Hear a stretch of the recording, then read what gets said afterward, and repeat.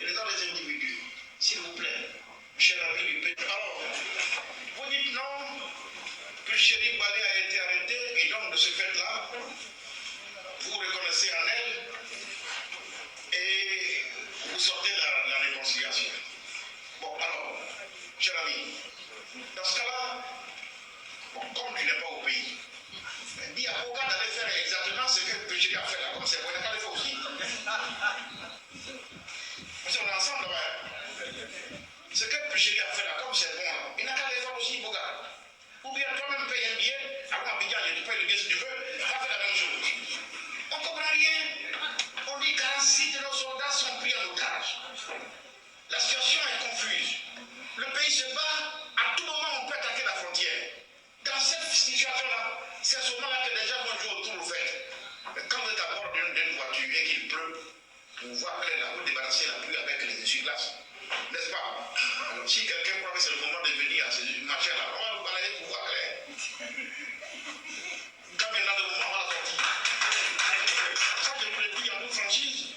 Parce que moi, quand on a fait le dialogue politique, il faut savoir dégager, identifier les combats qu'il faut mener. Vous avez 46 soldats ivoiriens qui sont entre les mains des Maliens.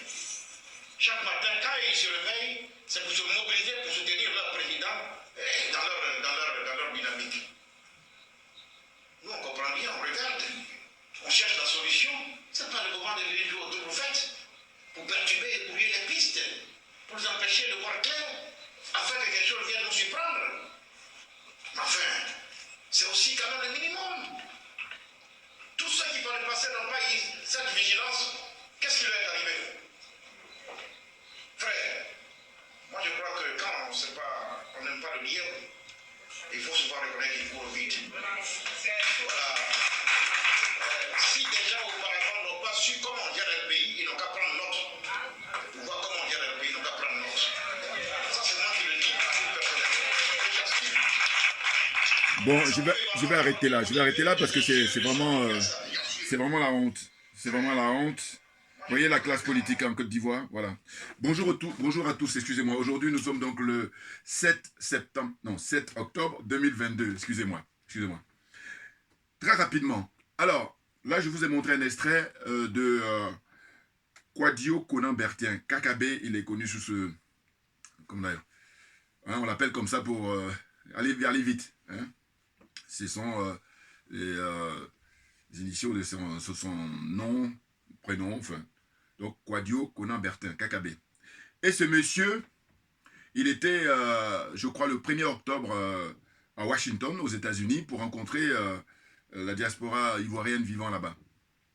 Et il a été interpellé par un proche de Bogasako, qui est un des militants pour les droits de l'homme en Côte d'Ivoire. Et puis, donc le monsieur lui dit, visiblement, monsieur KKB, vous avez un agenda qui est différent de celui du gouvernement auquel vous appartenez. Pourquoi? Parce que vous faites le tour vous êtes en train de faire le tour du monde là, profitez comme ça, tranquille, et puis pour convaincre les Ivoiriens de réconciliation, alors que votre gouvernement, surtout le président Alassane Dramane Ouattara, hein, votre mentor, il emprisonne les Ivoiriens pour des délits d'opinion. Là, en l'occurrence, il s'agissait de Madame Poulchéri Balé, une très grande dame. Et là, il se met dans son délire là d'arrogance, de suffisance. Et moi, je vous dis, regardez, alors que la Côte d'Ivoire, attention, comme tous les pays d'ailleurs, mais je veux dire qu'il y a des gens de qualité. Il y a des gens de très très bonne qualité, des gens très cultivés, des gens très instruits, hein, des gens intègres. Il y en a. Mais par contre, pour l'instant, ces gens-là n'ont pas le droit de citer parce qu'on est en dictature. Voilà, il faut appeler un chat par son nom. Maintenant, ce que je regrette, c'est que ce monsieur, il est comptable de ceux qui sont morts pendant la campagne électorale en 2020. Soyons d'accord. Hein? Autant M. Ouattara, il est comptable depuis qu'il a décidé de faire la politique en Côte d'Ivoire, donc on va remonter à, 2002, si c'est même pas 1993-94, hein, dès la mort du président Félix Houphouët-Boigny, voilà, donc il est comptable de tous les morts, je suis désolé. Et puis ceux qui ont travaillé avec lui. Donc là, KKB, lui, par contre, il est comptable à partir de 2020. Oui, parce que si KKB, ceux qui connaissent le dossier, hein, si il avait eu le courage de ne pas se présenter là, il n'aurait pas eu ces morts-là. C'est très clair. Parce que M. Ouattara avait besoin d'un adversaire, parce qu'il a choisi celui qu'il voulait avoir en face pour que ça soit pour la forme et non pas pour le fond. Très clairement. Et d'ailleurs, ce qui se passe pour la plupart de ces pays-là. Hein, les pays des aliénés, hein, des aliénés décomplexés, des corrompus. Hein, la zone CFA, là. Vous voyez? Donc, ce que je regrette, ça soit que quand il fait ses tournées, notamment il est passé à Paris, aux États-Unis et tout ça, la communauté ivoirienne, moi, je ne comprends pas que tous ceux qui boycottent M. Ouattara aillent à la rencontre de Kakabe. Ou alors, si vous allez à sa rencontre, mais il faut l'envoyer balader, il faut le mettre mal à l'aise. Or, bon, là, la question qu'il a posée le frère, c'est pas mal. C'est pas parce qu'il a dit, nous sortons de la réconciliation dès lors que vous avez mis en prison Mme Poucheri Balé, et puis aussi les prisonniers politiques qui y sont depuis avant elle. Vous comprenez? Et là, lui, il rentre dans son délire, là, dans son discours en disant, non, qu'en fait, vous voulez faire comme elle, eh bien, venez, je vais vous payer votre billet d'avion. Vous vous rendez compte? Est-ce que vous vous rendez compte?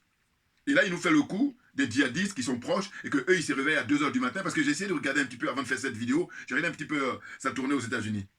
Parce qu'après Washington, il a été à New York. Bon, à New York, visiblement, ils étaient tous à l'acclamer comme il le veut. Parce que vous comprenez bien que, en fait, ce monsieur, quand je l'observe, hein, et je rappelle aussi qu'il est beaucoup plus jeune que moi. Voilà, différence d'âge, hein, parce que c'est la génération de Blé Goudé, de, comment on appelle ça, l'autre Zozo Guillaume Soro.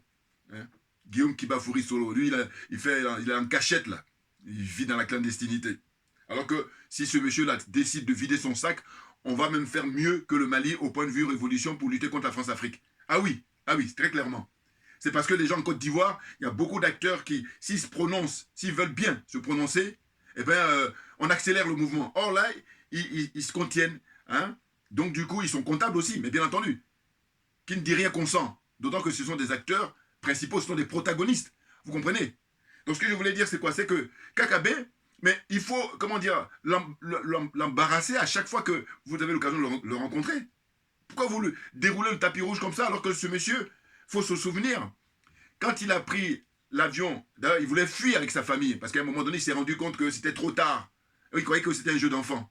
Maintenant là il a pris plaisir parce qu'on l'a rassuré, évidemment. Et puis aussi il faut vérifier son compte en banque à Kakabe avant qu'il ne soit ministre. Et puis maintenant là, 20 mois après, quel est le compte en banque, quel est le patrimoine de Kakabe? Parce que ces gens-là, hein, ils viennent faire de la politique pour ça. Hein. Le peuple, ils s'en foutent, ils en ont rien à foutre. Soyons d'accord là-dessus. Hein. Très clairement. Eh oui. Et je vous dis, quand je l'observe, voilà, cette génération-là, et puis même d'autres aussi, c'est que c'est des gens qui ont rêvé, quand il était petit, lui, il a rêvé de faire de la politique. Ce qui est son droit, c'est pas le problème. Le problème n'est pas là. Le problème, c'est, si tu veux faire de la politique, il faut être animé pour servir l'intérêt général. Et puis, il faut être intègre. Ah ben oui, parce que tu viens pour servir l'intérêt général, donc ça ne peut pas être contraire. Or, eux, ils viennent pour servir leurs propres intérêts. C'est très clair. Vous voyez? Donc, Kakabe, moi, quand je vous dis, je l'observe, c'est que je me dis, voilà, des gens qui se sont arrêtés au XXe siècle. Mais bien évidemment, pourquoi? Parce que ce qu'ils aiment, c'est en fait la pratique qu'a pu faire Houphouët-Boigny. Parce que l'admirateur de Houphouët-Boigny, il n'est pas le seul d'ailleurs. Hein?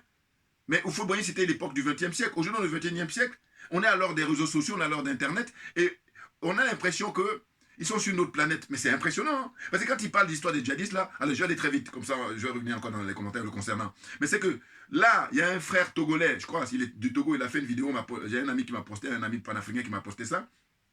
Et ce frère-là, c'est très rapide, hein, il a apporté des précisions, on le savait déjà, mais ça commence à avancer parce que la délégation de la CEDEAO qui a été récemment au Mali, hein, ce n'est même pas c'était pas la semaine dernière, eh bien ils sont repartis comme un peu, on dit, la queue entre les deux jambes. C'est-à-dire, ils sont dégoûtés parce qu'il paraît-il que quand ils sont arrivés là-bas, les autorités maliennes, hein, des gens très sérieux, intègres, hein, qui ont une intégrité morale, c'est très important. Ah oui, oui, oui. Alors qu'il y en a d'autres là, ils donnent l'exemple sur le Mali, et puis maintenant quand il s'agit de la pratique pour eux-mêmes, eh ben, ils font abstraction de l'intégrité morale. Mais ça n'a pas de sens, ça n'a pas de sens. Voilà, n'importe quoi.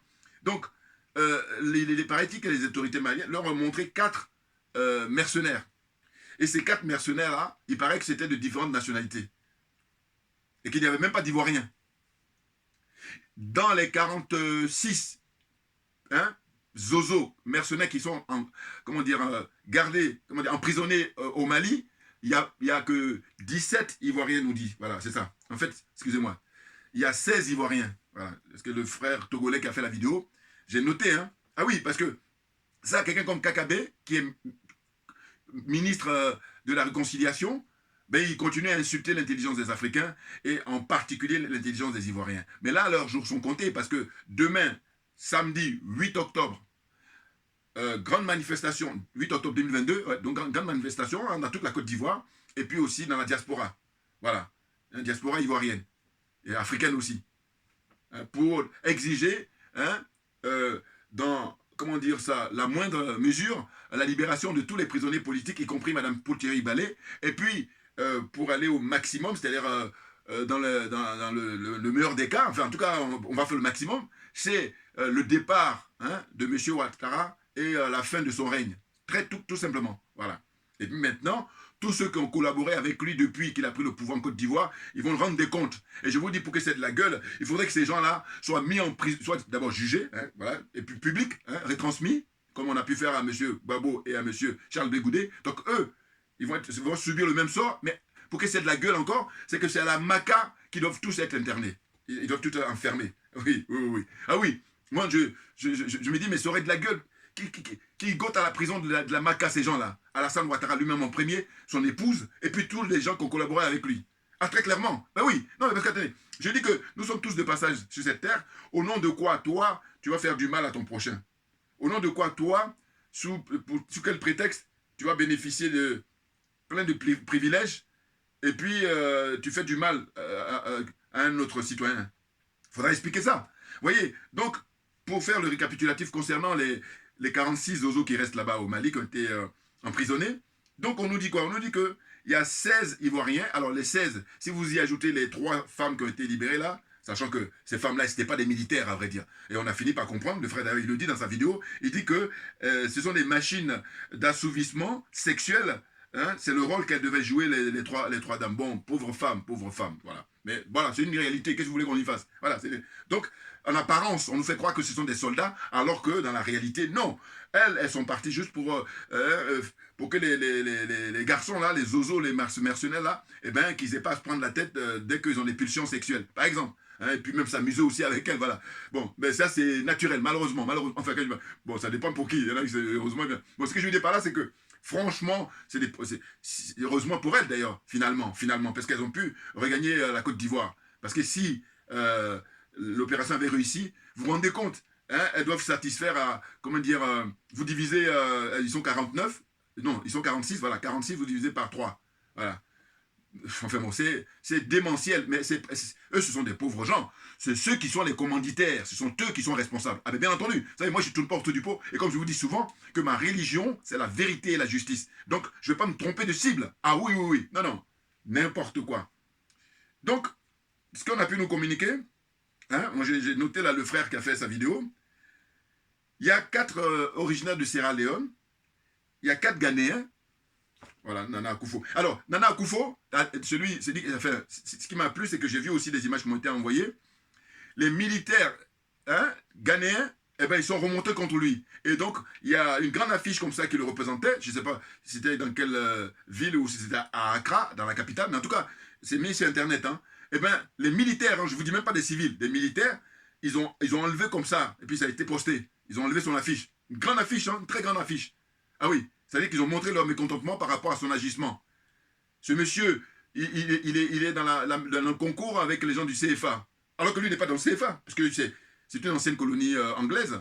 Bon, vous me direz, dans une autre mesure, il y a le Nigeria, donc c'est encore pire. Voilà, parce que le Ghana le Nigeria, qui est la plus grande puissance économique et démographique de l'Afrique, eh bien, ils sont dans la combine aussi. Bon, ils n'ont pas de zozo là, mais je ne sais pas. Mais en tout cas, ce qu'on a pu avoir pour l'instant, hein, bah oui, parce que c'est là où on voit pourquoi hein, les dirigeants maliens, ils prennent leur temps. Bah oui, parce que quand tu as raison, c'est comme j'ai dit, quand j'étais petit, on disait que la vengeance, c'est un plat qui se mange froid. Voilà, ça c'est quand j'étais petit, hein, j'étais beaucoup plus jeune en Côte d'Ivoire. Voilà. Et là, ils sont là-dessus. Tranquille. Bon, ils se précipitent, ils savent qu'ils ont raison, et puis ils ont toutes les pièces. C'est-à-dire le dossier de la France, eh ben, je ne sais pas si en termes d'image, on peut dire que ça peut remplir un immeuble. Non, ils sont tranquilles. Et quand le moment venu, ils vont déballer tout. Et puis ça ne concerne même pas seulement la France, parce que ce qu'on fait à l'Afrique, ça concerne tout l'Occident. C'est-à-dire les impérialistes, les colonialistes là. Pensez bien. La France, elle bombe le torse, elle, c'est une grande gueule, on le sait bien, voilà. Eux, c'est des fanfarons, mais toujours est-il qu'ils ne sont simplement que des exécutants. Hein, tout comme les Ouattara, les Macky Sall, les Patrice Talon, les Bazoum, ils sont les exécutants de la France, mais la France est exécutant vis-à-vis des Américains, par exemple, vis-à-vis de l'OTAN, par exemple. Voilà, chacun joue son rôle là, n'importe quoi. On vous a démasqué, donc quand c'est comme ça, on fait profit de bas. Oh là là. Et puis je vous dis toujours que ceux qui soutiennent Patrice Talon, ceux qui soutiennent Bazoum, ceux qui soutiennent Alassane Ouattara, ceux qui soutiennent Macky Sall, qui encore, ceux qui soutiennent Sassou Nguesso, vous voyez, ceux qui soutiennent, il y a des, il faut Yassingbe là, hein, tous ces gens-là, moi je ne comprends pas. Aujourd'hui, au 21e siècle, à l'heure du numérique, à l'heure d'Internet, à l'heure des réseaux sociaux, je ne comprends pas. Vous êtes dans l'escroquerie, vous êtes dans l'aliénation, voilà, c'est ça. L'aliénation, l'escroquerie, hein, le complexe et la corruption. Mais c'est démentiel. Donc, M. Kakabe, il s'exprime comme ça pour essayer de, comme ça, insulter en permanence l'intelligence des gens. Quand il dit, oui, nous sommes en train de travailler. Et j'ai écouté, quand il était passé, je crois que c'était à Washington, où il dit que lui, à 2 ou 3 heures du matin, il appelle le chef d'état-major pour savoir quelle était la situation. Et il décroche alors que, compte tenu de son âge, Israël devait être en train de dormir. N'importe quoi. Mais c'est incroyable. Mais ils sont payés pour veiller sur le peuple. Et puis d'ailleurs, à partir du moment où maintenant, là, les Maliens, justement, ils ont la liste de tous ces mercenaires-là, et on nous dit, sur les 49, hein, il y a finalement que 19 Ivoiriens. Donc, ça veut dire qu'il y en a 20, hein, on est d'accord, hein, non, que 10, 20. Non, il y en a, oui, c'est ça, hein, 49. Hein, je ne suis pas très bon, mec. Alors, ça fait 39, si je dis 20. Donc 49, donc on va dire 30. Voilà, excusez-moi, autant pour moi. Là. Alors que ça, c'est vraiment, il y en a qui vont se marier, tout à fait. Mais c'est parce que il y a l'esprit ailleurs, et puis, hein, donc il y en a 30 qui ne sont pas ivoiriens. Vous vous rendez compte? 30, pas moins de 30 ne sont pas ivoiriens. Or là, quand on écoute toutes les infos en Côte d'Ivoire, on écoute d'abord M. Ouattara lui-même, et puis tous les autres qui le suivent, eh bien, ils disent que tous sont les Ivoiriens. Mais je dis, mais imaginez un seul instant. Si on n'était pas à l'heure d'Internet, si nous n'étions pas à l'heure des réseaux sociaux, on fait comment? Comment fait-on? C'est ça la question que je me pose, moi. Mais oui, moi je dis, normalement, quand il n'y avait pas cet outil-là, là, on peut mentir facilement. Mais aujourd'hui, ce n'est pas possible. Alors là, la preuve en est, regardez. Donc, normalement, la pauvre dame, et puis tous ceux qui sont en prison en général, et puis Mme Poulcheri Balé en particulier, mais étant donné qu'on a toute l'information, pour quelle raison, si ce n'est simplement faire preuve d'une humanisme, faire preuve de cynisme, non, mais c'est diabolique. Mais de toute façon, je dis, ces gens ont l'apparence d'êtres humains, mais ce ne sont pas des êtres humains. Vous voyez? Donc, qu'est-ce qu'on nous dit encore? Donc, il y a 4 de Sierra Leone, originaires de Sierra Leone, hein, 4 Ghanéens qui viennent du Ghana, 5 qui viennent d'Afrique du Sud. Et puis, il y a aussi des Togolais. Vous voyez? Donc, en gros, il n'y a pas seulement la CEDEAO, parce que l'Afrique du Sud ne fait pas partie de la CEDEAO. C'est comme ça, une espèce de pot pourri. Hein, on a pris des Africains à gauche et à droite, hein, qui représente pratiquement tout le continent, peut-être à l'exception de l'Afrique du Nord, peut-être, il faudrait aller encore vérifier. Mais ce qui est sûr, c'est que quand on nous fait savoir depuis, ils ont été arrêtés le 10 juillet 2022, et quand 48 heures ou 72 heures après, M. Ouattara fait une déclaration pour dire qu'il demande la libération immédiate des soldats ivoiriens, soi-disant, mais moi ce que je me dis, c'est quoi? C'est que je me dis, mais voilà, au nom de quoi on donne le passeport ivoirien à des gens qui ne sont pas ivoiriens? Et quand je dis ça, il ne faut pas me dire oui, vous êtes naïf. Non. Je suis en train de dire simplement, comme moi, ma religion, c'est la vérité et la justice, eh bien, je suis dans la même logique. C'est de dire qu'en fait, on a affaire à des gangsters, on a accès à des voyous, à des délinquants. Ah bah oui, non, parce que dans un pays de droit, mais on ne fait pas n'importe quoi. Or là, en temps normal, ou je sais pas, en d'autres temps, ils vont dire, nous sommes dans un pays de droit, donc il ne faut pas faire... Maintenant, quand on passe à la pratique, eh bien, ça c'est la pratique, ça. Comment tu peux expliquer, si tu dis que tu es dans un pays de droit, qu'on donne le passeport ivoirien à des gens qui ne sont pas ivoiriens? Qu'est-ce qui explique ça? Alors, évidemment, les gens peuvent faire la démarche, pour obtenir la nationalité. Ça existe, évidemment. Mais le problème n'est pas là. Le problème, c'est que c'est autre chose. Là, ce sont des mercenaires, c'est-à-dire qu'il y a utilisation abusive des papiers, hein, des passeports ivoiriens. Donc, tout est dévoyé, autant le dire. Mais de toute façon, au stade où ils en sont, des criminels comme ça, de haut chemin, vous pensez bien que... un truc même qui me revient à l'esprit. Vous savez, les passeports diplomatiques. Mais les passeports diplomatiques, dans chaque pays, de manière générale, c'est, c'est remis à la discrétion du ministre des Affaires étrangères. Le ministère des Affaires étrangères. Dans chaque pays, en général, hein, parce qu'il y a d'autres cas particuliers. Mais en général, comme ça fonctionne. Mais ça veut dire quoi? C'est-à-dire que moi, je me dis, quand vous allez faire une enquête, vous allez constater que pour la Côte d'Ivoire, on va rester qu'en Côte d'Ivoire, alors que l'Afrique, cette zone-là, ils sont tous pareils. Eh bien, on prend la Côte d'Ivoire. Eh bien, on donne des passeports diplomatiques à n'importe qui. Et très souvent, je vous dis, si vous avez le moyen de faire des enquêtes, vous allez voir que parmi eux, il y a des pédophiles, il y a des trafiquants d'armes, la liste est longue. Voilà. C'est des gens qui sont normalement pas habilités à avoir même un passeport ordinaire. Enfin, je sais pas. Même si, oui, je suis désolé, parce que leurs mœurs, mais non, mais c'est démentiel. Donc, qu'est-ce qui m'a choqué quand je dis ça? Mais c'est par exemple le président Laurent Gbagbo, hein, l'humiliation qu'il a subie. D'abord les 10 ans, hein, et ensuite pour obtenir un passeport ordinaire. Les images sont sur Internet. Vous vous rendez compte, ça c'est premier. Deuxième point, c'est le jeune frère Charles Blé Goudé. Pareil. Et là, il est encore, comment dire, là-bas à La Haye, et on apprend que tous les vendredis, il est tenu d'aller pointer. Mais, vous savez, mais ils sont incroyables. Hein. C'est-à-dire qu'ils humilient les gens, et si vous n'avez pas un moral fort, vous jetez l'éponge. Parce que qu'est-ce qu'ils veulent? C'est qu'ils jettent l'éponge. Et même d'une certaine façon, ils ont gagné, pas beaucoup, mais ils ont gagné un peu quand même. C'est-à-dire que le fait que, parce que eux, ce qu'ils veulent, dans leur démarche, c'est l'allégeance. Qu'ils fassent allégeance et qu'ils rejoignent le camp de M. Ouattara. C'est tout. Hein? C'est tout. M. Kwaku Bertin, là, voilà, lui, comme il a rejoint le camp de M. Ouattara, eh bien, il est en train de, justement, parcourir le monde entier avec l'argent du contribuable, alors que c'est un voyou, c'est un délinquant, rien d'autre. Ah ben non, mais je suis désolé. Attendez, il ne faut pas gaspiller le respect qu'on doit aux gens. Hein. Ah ben oui. Non, parce que celui-là, il a du sang, comme je dis, Guillaume Soro, là. Mais Guillaume Soro, il en fait beaucoup plus. Mais lui, il suit Soro. Ah ben oui. Quand je dis je veux dire par là que, ben, écoutez, les actes que vous avez posés, la conséquence, c'est des gens qui sont morts, notamment le petit Kofi, dont on a pris la tête, on joue au ballon avec ça. Donc, Kakabé, là, il est aussi responsable de ça, il est comptable de ça. Donc, je ne comprends pas. Quand je regarde les images, il est réussi ici, même Serge Kassi et tout, qui fait des doléances, c'est vrai, mais j'ai dit, il n'y a même pas ça. C'est qu'il faut être désagréable avec lui. Il faut le mettre mal à l'aise, voilà ce que je veux dire. Et le faire, c'est le minimum que de... Mais il n'est pas mal à l'aise quand vous êtes dans la salle avec lui. Non, je suis impressionné. Parce que je dis, si les partisans de Ouattara, hein, les gens du RDR, là, tous ceux qui soutiennent Ouattara, qu'ils aillent accueillir Kakabé, je comprends. Voilà. Parce que, voilà, ils sont dans le même club.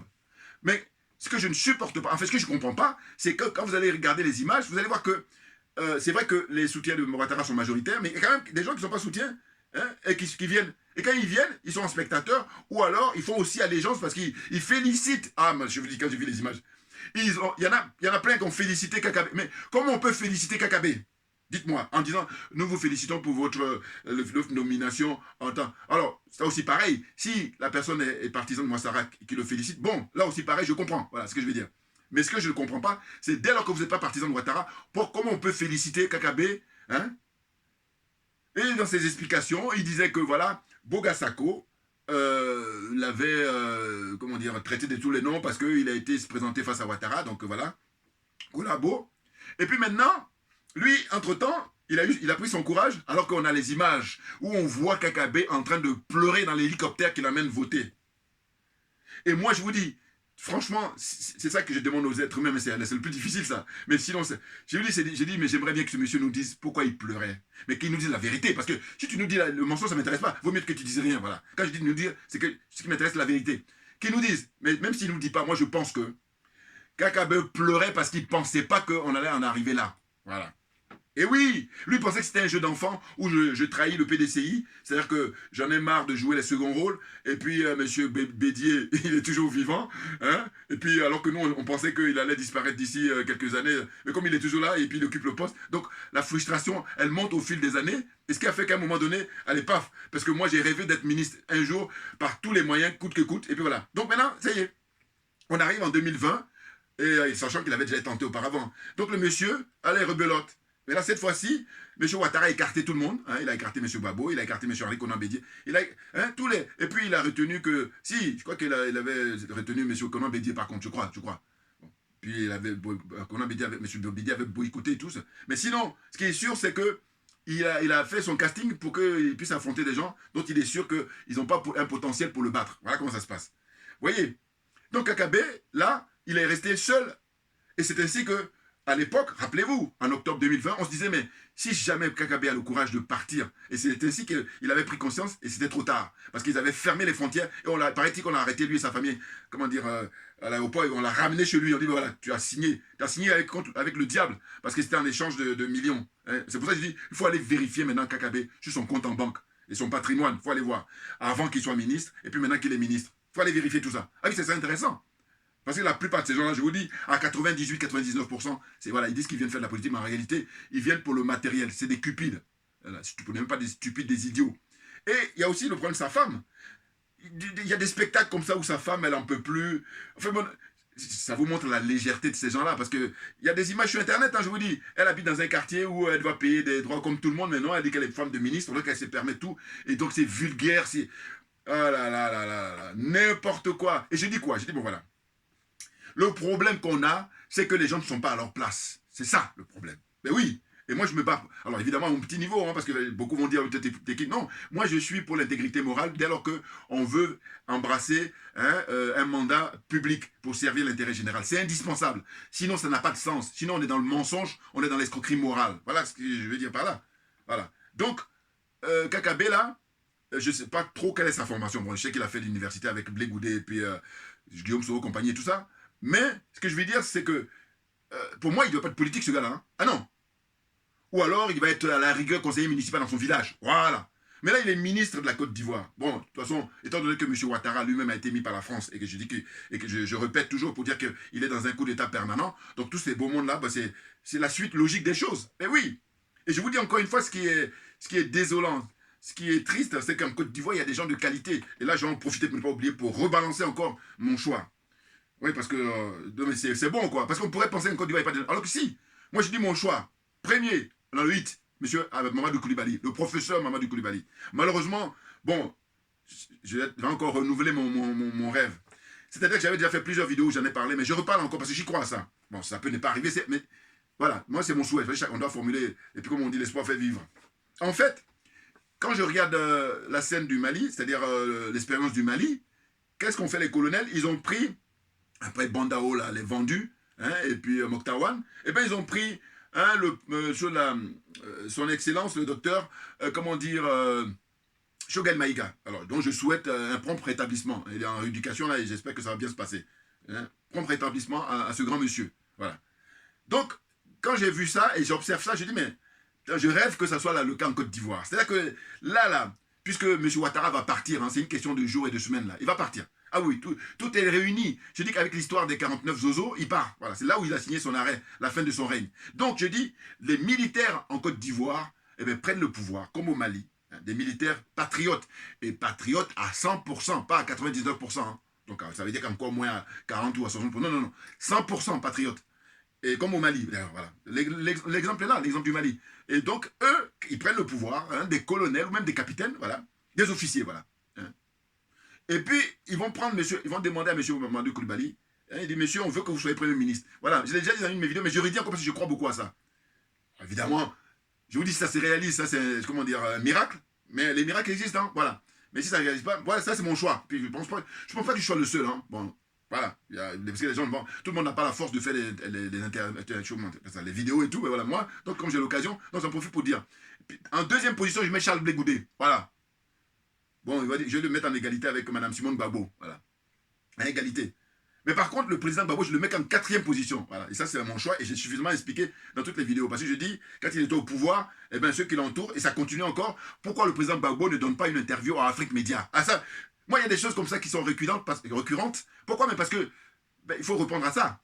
Et je veux dire que c'est un préalable, au sens où, comme je dis que ma religion, c'est la vérité et la justice, eh bien, moi, je ne peux pas avancer tant qu'il y a des points qui ne sont pas traités. Ah oui, non, je suis désolé. Il y en a qui sont dans la combine, mais moi, ça ne m'intéresse pas la combine. Donc je dis, pourquoi nous sommes aujourd'hui en octobre 2022, le président Gbagbo est rentré en Côte d'Ivoire, je crois que c'était en juin 2021, donc ça fait plus d'1 an, il est rentré en Afrique, hein, il voyage même d'ailleurs, hein, voilà. Eh bien, pourquoi il n'a pas daigné donner encore une interview à Afrique Média, sachant que pour les interviews, aujourd'hui, avec la révolution numérique, avec la technologie, il peut rester chez lui, soit à Ouagayo, soit à Abidjan là-bas, et puis il est interviewé comme ça en visio avec les journalistes de, comment on appelle ça, Bachir, qui est spécialiste, il peut l'interviewer, ou même un autre encore, voilà.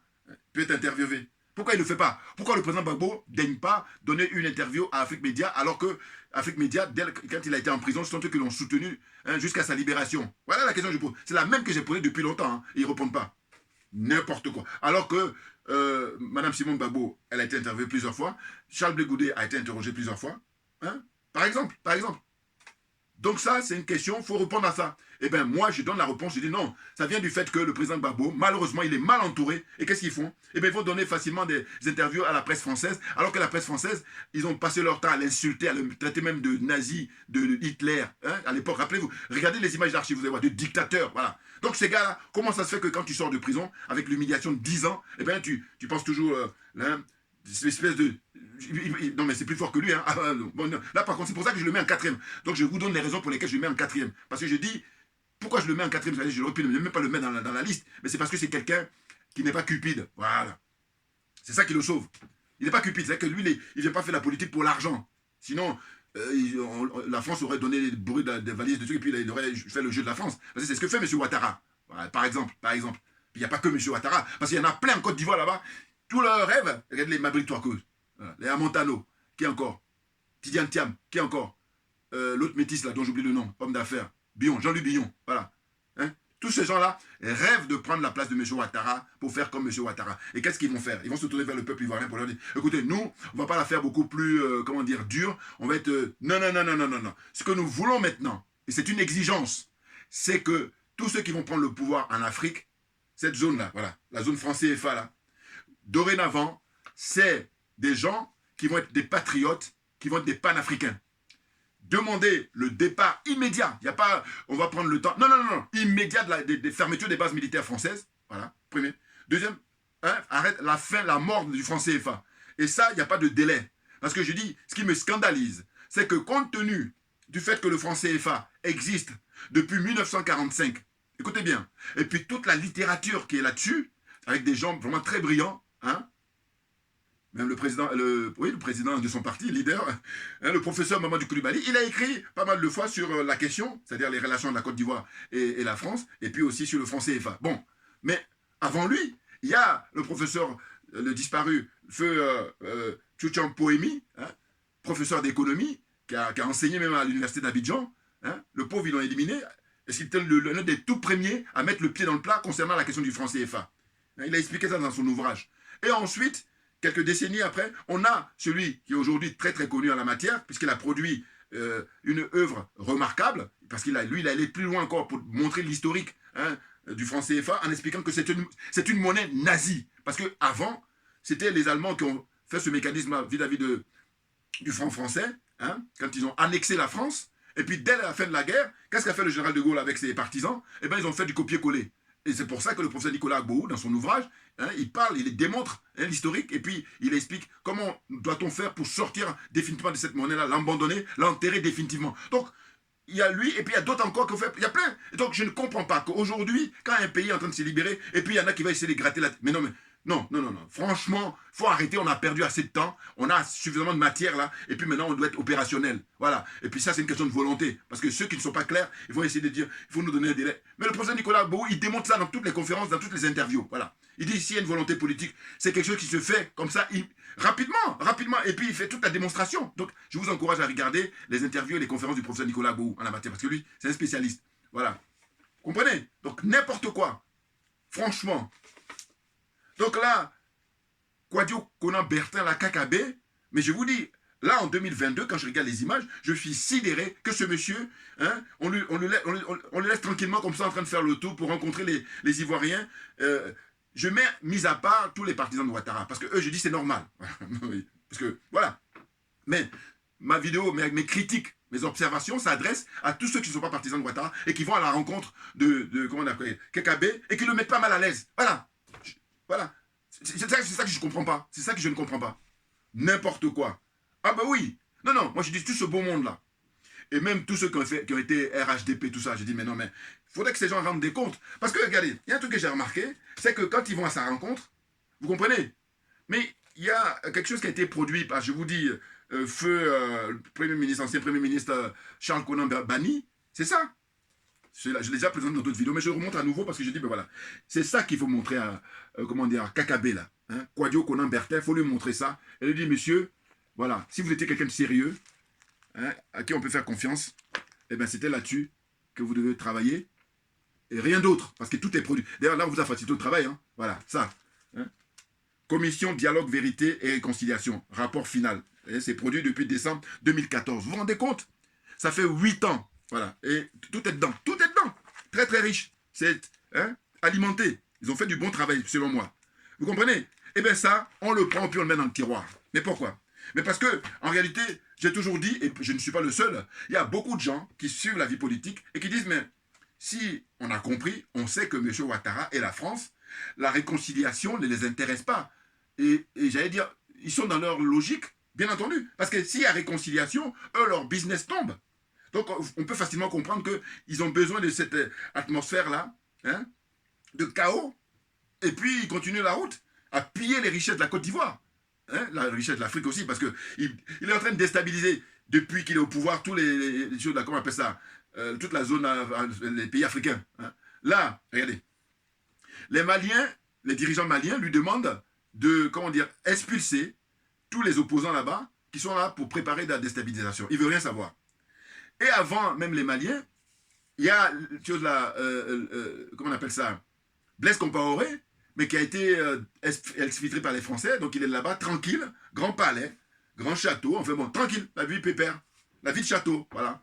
Alors on me dira, oui, mais de toute façon, avant d'aller en Côte d'Ivoire, d'accord, mais toujours est-il que lui aussi pareil, alors lui, pareil, il a du sang sur les mains, et donc ces gens-là doivent être jugés. Voilà, mais Douane il a été condamné là, mais bon, enfin, Damiba qui voulait le défendre, voilà, il rentre dans la poubelle avec Blaise Compaoré. Mais ce que je veux dire, c'est quoi? C'est que c'est pas fini. Monsieur Ouattara, il a donc des opposants maliens. Après, ceux de Burkina Faso avec M. Blaise Compaoré. Mais là, il y a un nouveau. C'est qu'il vient d'accueillir Damiba. Voilà. Parce que Damiba, auparavant, il voulait faire diversion. Il nous dit, ouais, il est parti au Togo et tout. Et puis au final, ils ont préparé une belle villa, actuellement en Côte d'Ivoire. Voilà. Donc, M. Ouattara, quand je vous dis qu'il y a des signes qui font que, ça y est, c'est fini, ils vont partir tous. Non, parce que, vous savez, c'est l'histoire du mensonge. Hein, ça va très vite. Hein, ça prend l'ascenseur, comme on dit. Et puis la vérité est en train d'arriver là. La vérité va démarrer en Côte d'Ivoire le 8 octobre 2022. C'est-à-dire que demain, 8 octobre 2022, ça va démarrer. Ah oui. Et les signaux ont été envoyés par, comment dire ça, les jeunes frères de Burkina Faso. Ah oui, ils sont remontés en bloc avec l'encouragement qu'ils apportent au capitaine en lui disant que c'est toi ou personne d'autre. Ou alors, j'ai dit, eh ben, si il est vraiment pas très fort moralement, parce qu'il faut avoir la force morale, hein, parce que, vous savez, il y a l'apparence et la réalité.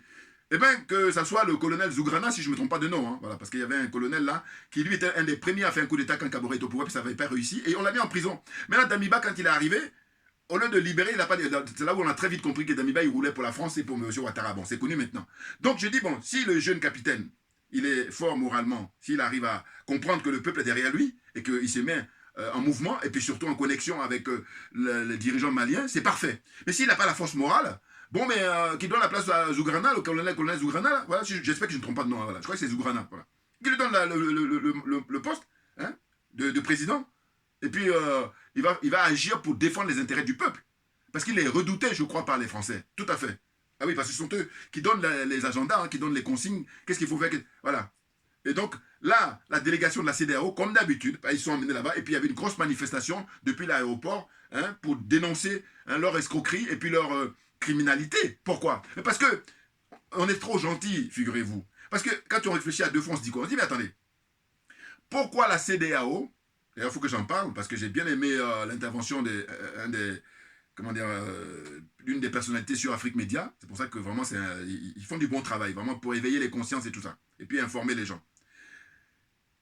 La CEDEAO, eh ben, c'est une structure qui au départ est là, qui est compétente normalement pour les questions politiques et pour les questions économiques, attention, voilà. Or là, ces dernières années, mais elle a une démarche purement politique. Elle a laissé complètement ce pourquoi elle est mise en place. Hein. La CEDEAO, c'est l'économie. N'importe quoi, mais comme c'est la France qui décide de tout, eh ben c'est pour ça qu'on est dans cette situation-là. Donc là, la question qu'on se pose, et puis je dis on est trop gentil, c'est que le nombre de morts qu'il y a eu au Mali, au Niger, qu'est-ce qu'il y a? Burkina Faso, bien entendu. Hein? Qui j'oublie encore? Hein?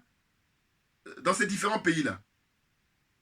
Puis bizarrement, vous allez observer que Mauritanie, il n'y a pas... Bon, évidemment, tant mieux pour eux, mais voilà, il ne s'agit pas de dire qu'il faut qu'il y ait des... Non, non, mais c'est de dire, ça donne à réfléchir. Comment ça se fait que la Mauritanie, il n'y a pas de mort du tout, pas grand-chose. Et puis là, le plus gros contingent, c'est au Mali, ensuite au Niger, et après Burkina Faso. Vous comprenez? Voilà. Donc il faut se poser des questions, il faut réfléchir. Donc la question, c'est quoi? C'est de dire, bon, la CEDEAO, qu'est-ce qu'elle fait en ce moment-là? Quand on assassine des innocents, quand les gens sont obligés de quitter chez eux pour aller s'exiler ou pour aller dans des camps de réfugiés, comme ça, depuis des décennies, la CEDEAO, qu'est-ce qu'elle fait? Elle compte des points. Et puis quand le peuple se réveille et qu'il se met en action pour défendre, j'allais dire sa vie, bien entendu. Ah oui, c'est de ça dont il s'agit. Quand d'autres aujourd'hui sont en train de faire des plannings pour la distraction, pour, comment dire ça, le plaisir, le loisir, eh bien, dans cette zone-là, hein, le Mali, le Niger, là où le Burkina Faso, excusez-moi, Burkina Faso, voilà, et puis d'autres pays aussi, on est frères, on est enfin, c'est les dirigeants qui sont vraiment, ils sont très dangereux parce que c'est des criminels, je suis désolé, ils sont au courant, hein. Ah oui, ils font comme ils sont pas au courant, ils sont au courant parce qu'ils continuent à parler de djihadistes alors que le Mali a tous les dossiers. Pourquoi ils ne se rapprochent pas du Mali? Donc ce que je voulais dire pour terminer sur la CEDEAO, c'est dire, mais pourquoi la CEDEAO n'envoie pas une armée pour aller lutter contre les djihadistes? Bon, la question que je pose là, c'est vraiment la plus banale qui puisse exister. Mais simplement, oui, mais pourquoi ils ne le font pas? C'est ça. Et donc, regardez l'état dans lequel ils nous mettent. C'est-à-dire qu'on est même devenu... non, mais parce que, normalement, ça découle du bon sens. C'est-à-dire, bon, écoutez, vous avez une formation comme ça, une institution comme ça, bon, normalement, elle a vocation pour l'économie. Mais comme elle ne veut pas, elle veut s'intéresser à la politique, bon, d'accord. Bon, mais dans ce cas-là, il faut qu'elle crée une armée, elle donne les moyens, hein, puisqu'on parle d'économie, donc vous avez les moyens, par contre, là, au niveau matériel, au niveau financier. Bon, donc on donne les moyens, on crée une armée qui va aller se battre contre, comment dire, les djihadistes, soi-disant, voilà. Mais ce n'est pas le cas. Donc pourquoi je dis que vous êtes des criminels? Mais c'est parce que finalement, vous vous mettez en action, vous venez en délégation à chaque fois que le peuple a décidé de prendre son destin en main. Vous vous rendez compte, les frères, je vous dis, c'est pour ça que je dis merci à ceux qui ont inventé Internet. Pourquoi? Parce qu'il y a des gens qui sont très qualifiés, mais ils ne peuvent pas aller droit au but parce qu'ils sont complexés, ils sont aliénés et ils sont corrompus. Voilà, c'est tout. Eh oui, parce que ce que je dis là, mais il n'y a rien de sorcier, enfin, il n'y a rien d'extraordinaire. Mais simplement, les gens qui ont les moyens, mais faites le nécessaire pour que le peuple soit bien. Pourquoi on tue des innocents? Et puis il y en a d'autres là qui trouvent le moyen comme Kakabe pour venir dire oui, si tu veux, moi je vais te payer ton avion, ton billet d'avion, et puis tu vas venir avec moi, et puis tu vas aller faire comme Madame Poucheri Balé. Vous vous rendez compte? Rien que ces propos-là, lui doit être arrêté immédiatement. Mais ça va se faire. Ah oui, je vous dis quand je parle de garder les images, mais ça veut dire quoi? Mais on reproche quoi aux gens? La liberté de parole, la liberté de penser. En fait, vous avez faux à tout. Incompétence, criminalité, au sens où, qu'est-ce qui pourrait justifier qu'on arrête cette dame? Hein?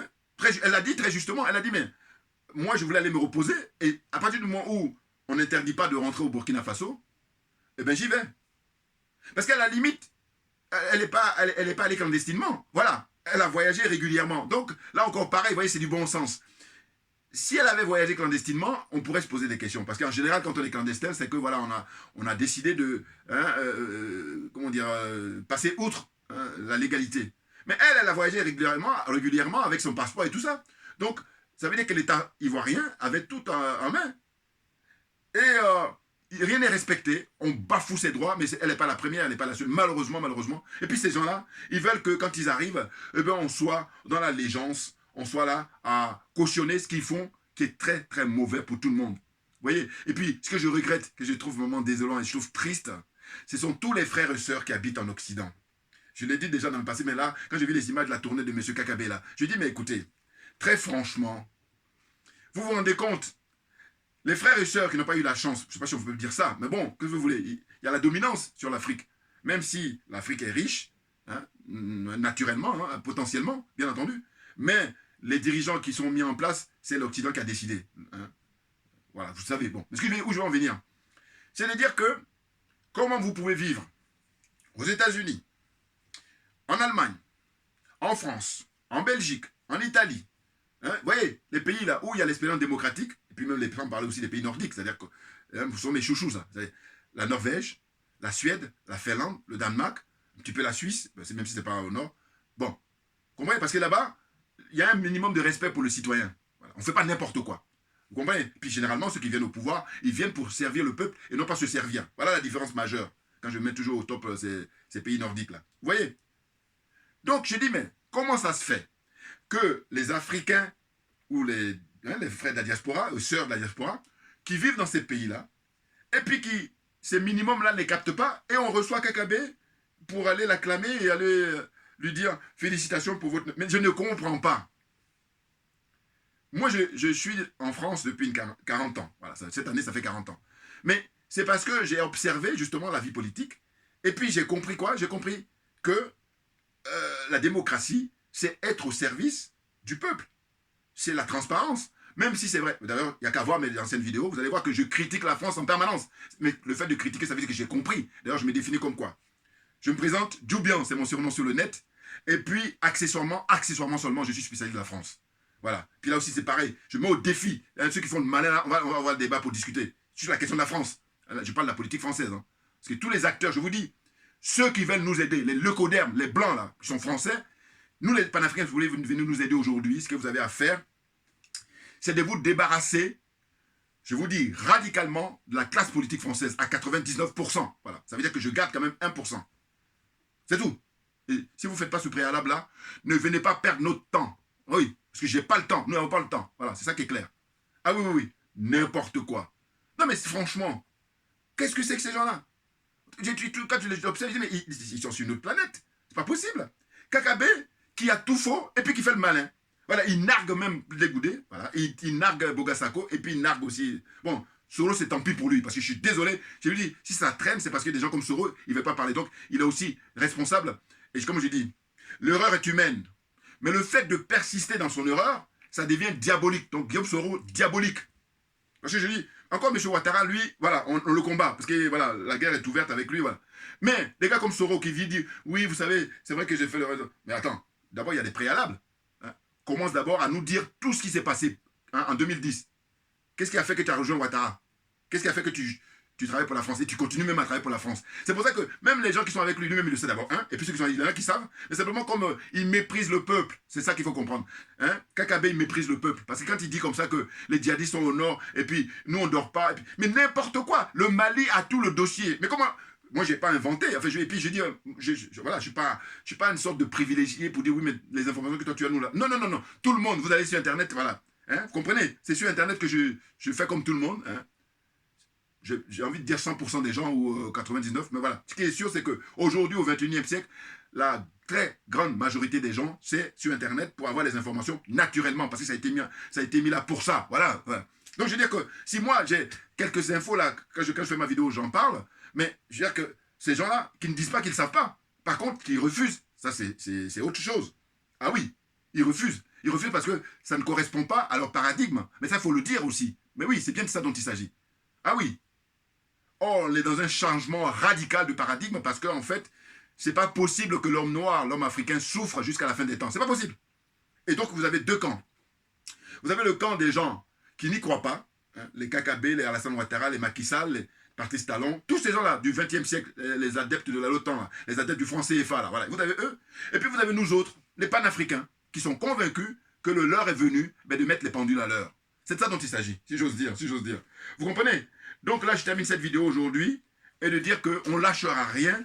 Et c'est ça qu'il faut présenter à Kakabe et de dire, monsieur, qu'est-ce que vous branlez? Depuis 20 mois, vous êtes payé à rien foutre, à vous balader avec l'argent public, hein, comme ça. Et vous allez rendre des comptes le moment venu. On n'en est pas pour longtemps. Voilà. Donc rendez-vous à partir de demain, 8 octobre 2022, hein, pour la grande manifestation, pour exiger le départ de M. Ouattara et puis pouvoir, par conséquence, libérer tous les prisonniers politiques en Côte d'Ivoire. Merci beaucoup pour votre attention et puis à très bientôt. Merci bien.